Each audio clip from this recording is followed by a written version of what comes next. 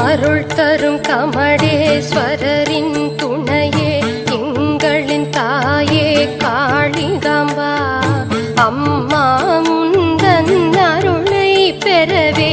சன்னதி வந்தோம் காளிகாம்பா திருவருள் செய்யும் தெய்வம் நீ என தனை உனை பணிந்தோம் காளிகாம்பா திசைகள் எங்களும் உன் புகழ் ஒலித்திட செய்திடுவோமே காளிகாம்பா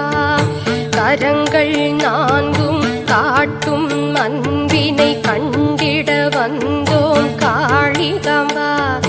கண்ணீர் துடைத்து அபயம் அளிக்கும்